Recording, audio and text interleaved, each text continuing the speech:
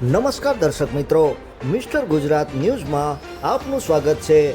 રાજકોટના 4 ગામોમાં વિદેશી દારૂનો જથ્થો આજરોજ એસપીની સૂચનાથી અલગ અલગ પ્રકારની બ્રાન્ડ વિદેશી દારૂનો બોટલોનો નાશ કરવામાં આવ્યો હતો।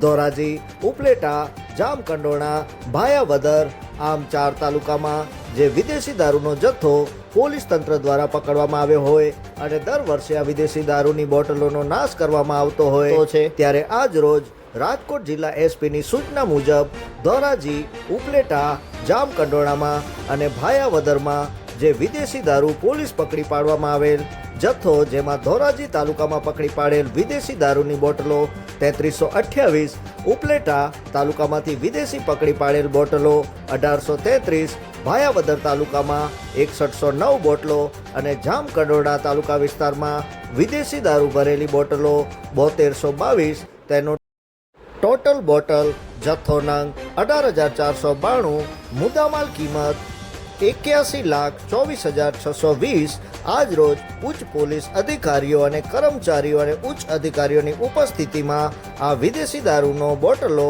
જથ્થો નાશ કરવામાં આવ્યો હતો। Bureau chief Alpesh Trivedi. જોતા રહો મિસ્ટર ગુજરાત ન્યૂઝ, સત્યતાની સાથે સ્પષ્ટ વાત।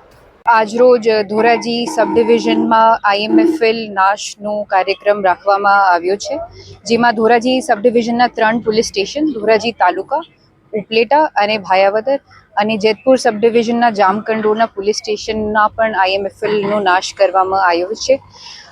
આમાં જો છે 18,500 જેટલી કુલ આઈએમએફએલની બોટલનો નાશ થયો છે, જેની કુલ વેલ્યુ 81,25,000 છે। આ બધી કાર્યવાહી જો છે એસડીએમ ધોરાજી અને એસડીપીઓ જેતપુરના સાથે સંયુક્ત કામગીરી કરવામાં આવી છે।